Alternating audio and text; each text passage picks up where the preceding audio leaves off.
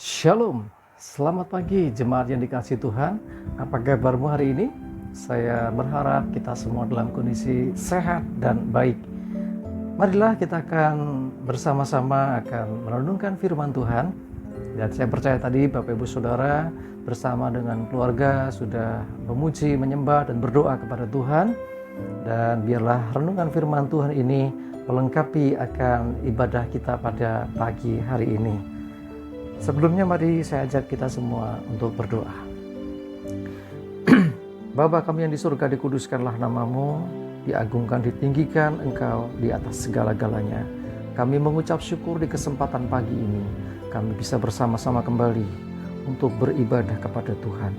Di tengah keterbatasan kami belum bisa beribadah, berkumpul bersama secara konvensional, melainkan harus melalui media internet. Tetapi biarlah tidak mengurangi akan makna ibadah kami kepadamu. Kami berdoa saat ini Tuhan, ketika kami merenungkan firman Tuhan, Roh Kudus urapi hamba-Mu, urapi juga setiap jemaat-Mu yang mendengarkan akan firman-Mu ini. Terima kasih, di dalam nama Tuhan Yesus kami bersyukur dan berdoa. Amin. Bapak Ibu sudah dikasih Tuhan, firman Tuhan pada pagi hari ini saya ambil dari kitab Markus, Injil Markus pasal yang keempat ayat 35 sampai yang ke-41. Saya akan bacakan untuk kita semua. Angin ribut diredakan. Pada hari itu, waktu hari sudah petang, Yesus berkata kepada mereka, "Marilah kita bertolak ke seberang." Mereka meninggalkan orang banyak itu, lalu bertolak dan membawa Yesus beserta dengan mereka dalam perahu di mana Yesus telah duduk, dan perahu-perahu lain juga menyertai dia. Lalu mengamuklah taufan yang sangat dahsyat, dan ombak menyembur masuk ke dalam perahu, sehingga perahu itu mulai penuh dengan air. Pada waktu itu Yesus sedang tidur di buritan di sebuah tilam. Maka murid-muridnya membangunkan dia dan berkata kepadanya, "Guru, engkau tidak peduli kalau kita binasa?" Ia bangun, menghardik angin itu dan berkata kepada danau itu, "Diam, tenanglah." Lalu angin itu reda dan danau itu menjadi teduh sekali. Lalu ia berkata kepada mereka, "Mengapa kamu begitu takut? Mengapa kamu tidak percaya?" Mereka menjadi sangat takut dan berkata seorang kepada yang lain, "Siapa gerangan orang ini sehingga angin dan danau pun taat kepadanya?" Bapak Ibu sudah dikasih Tuhan, kalau kita menyimak akan firman Tuhan ini, kita mendapati satu kisah yang luar biasa sekali. Pengalaman rohani, pengalaman spiritual murid-murid Tuhan Yesus ketika mereka bersama-sama di sebuah perahu. Kemudian datanglah badai taufan menghantam perahu mereka. Ombak mulai masuk, air mulai menggenangi akan perahu itu. Saudara, situasi itu saya yakin kalau kita memposisikan diri sebagai murid-murid Yesus seperti yang dialami pada waktu itu, mungkin saudara pun juga akan merasa khawatir, takut. Wow, ini bisa-bisa kita celaka. Air sudah masuk, saudara. Sangat manusiawi, ya, sangat hal yang biasa kalau orang itu takut menghadapi situasi itu. Tetapi apa yang terjadi? Ada yang tidak biasa, karena sesungguhnya mereka bersama dengan Yesus.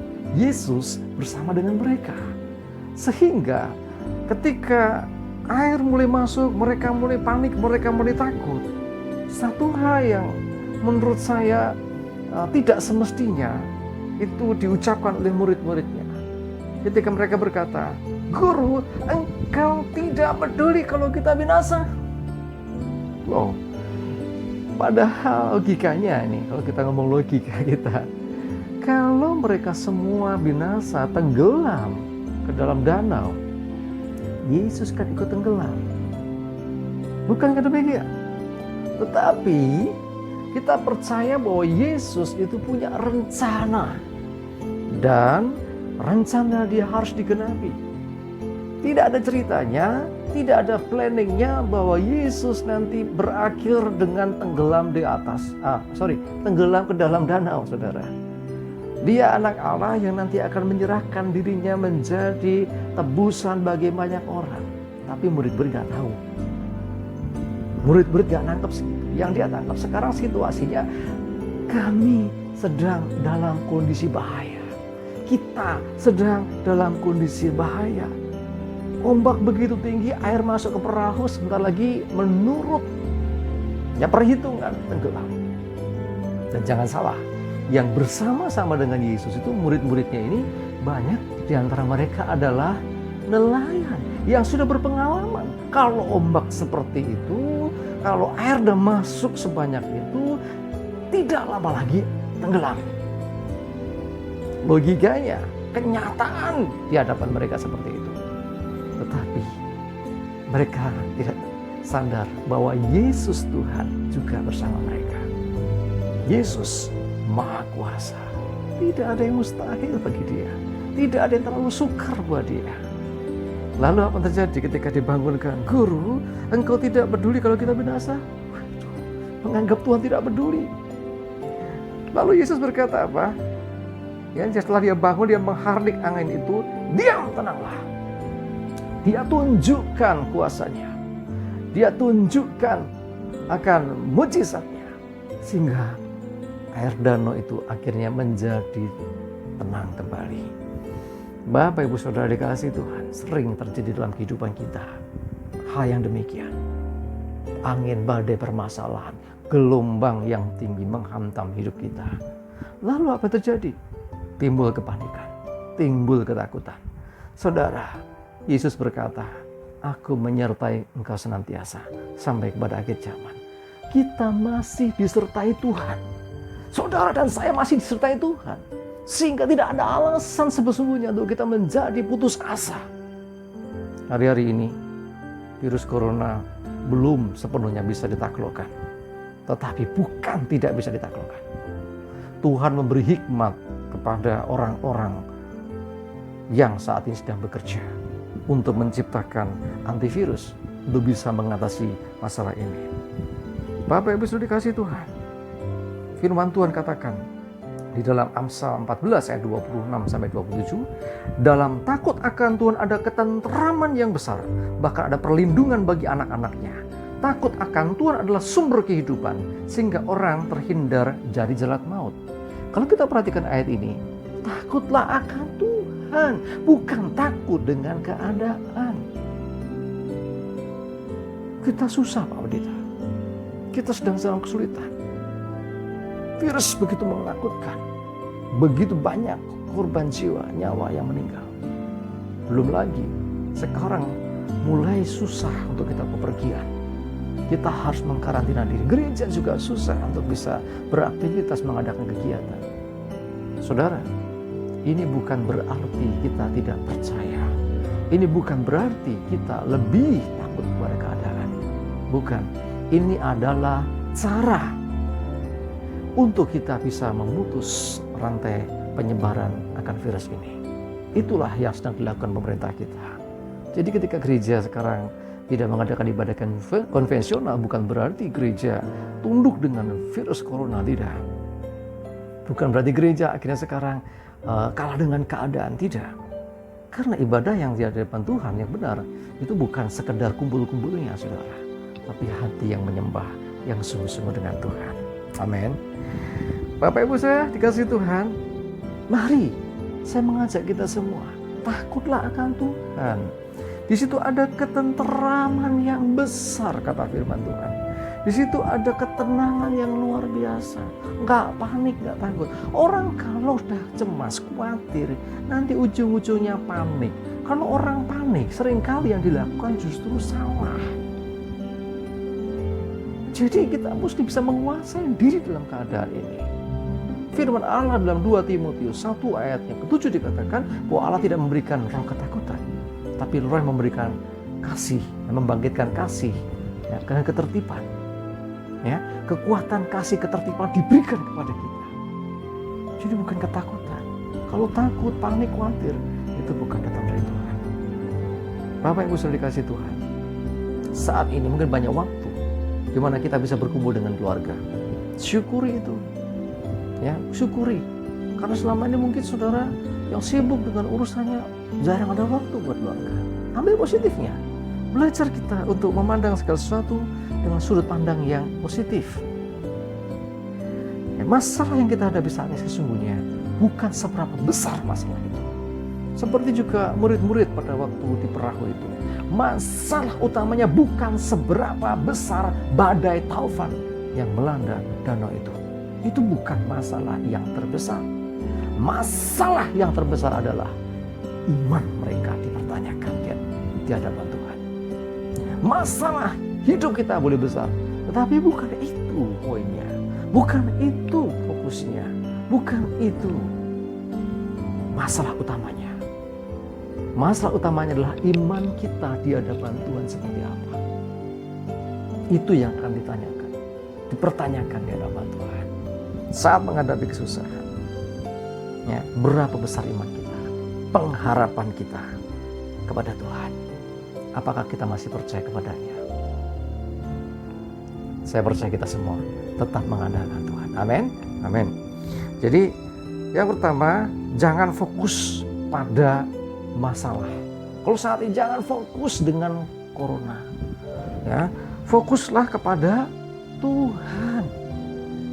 Kalau kita melekat kepada Tuhan, minggu yang lalu kita sampaikan, ya, dalam tayangan video juga ada di Mazmur 91 dikatakan di sana, ya, yang hatinya melekat kepada Tuhan. Itu fokus penting.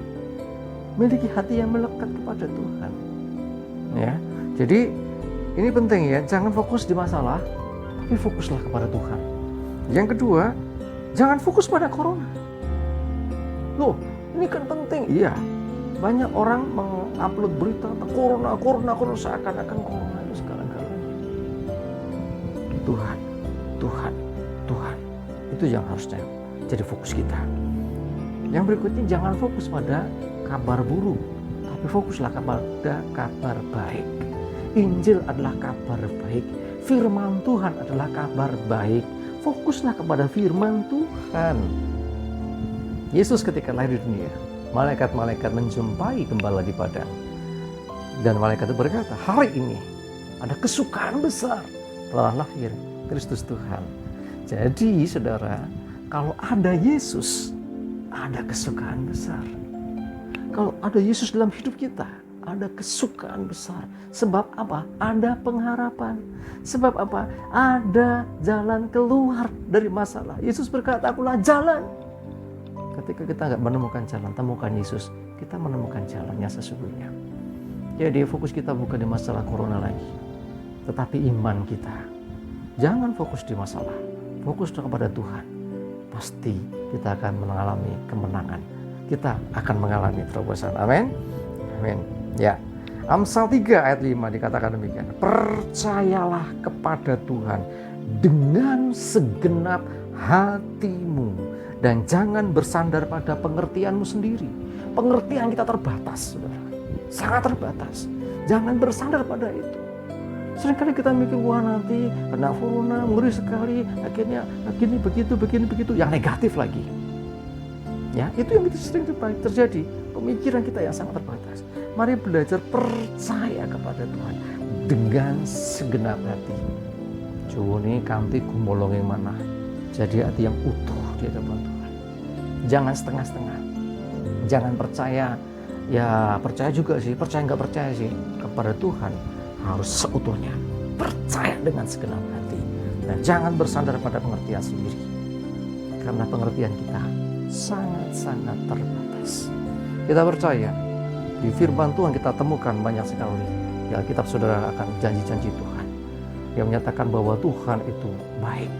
Dia punya rancangan, dia punya rencana yang luar biasa untuk hidup kita.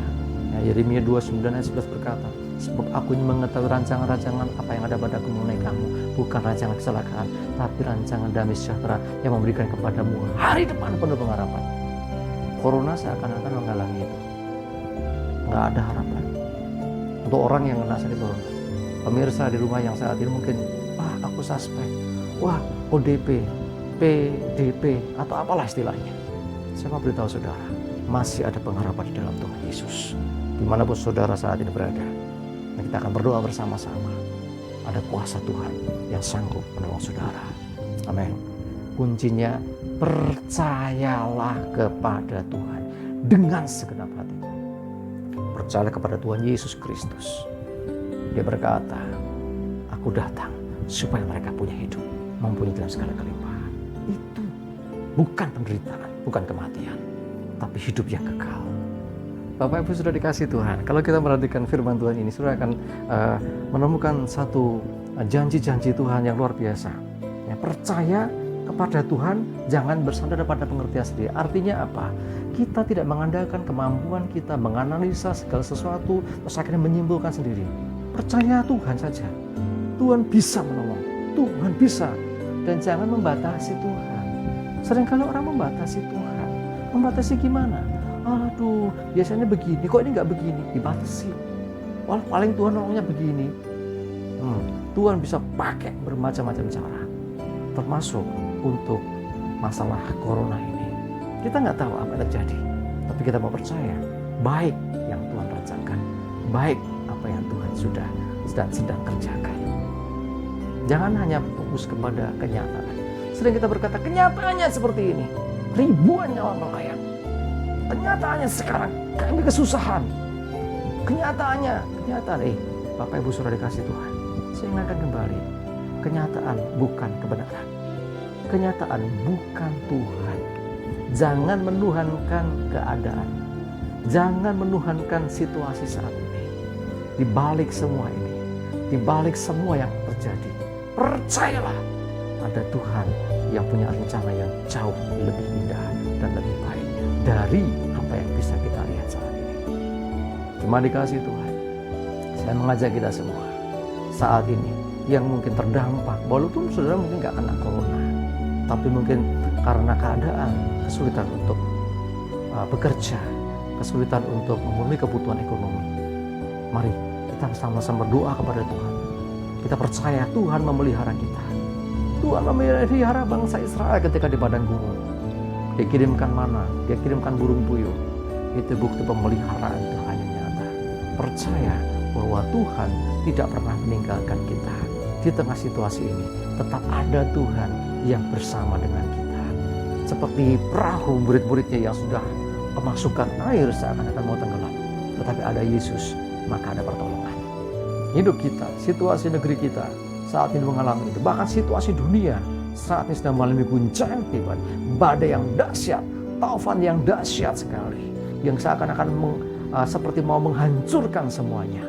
Tetapi selama masih ada Tuhan Yesus bersama dengan kita, masih ada harapan, pasti ada pertolongan, pasti ada keselamatan. Amin.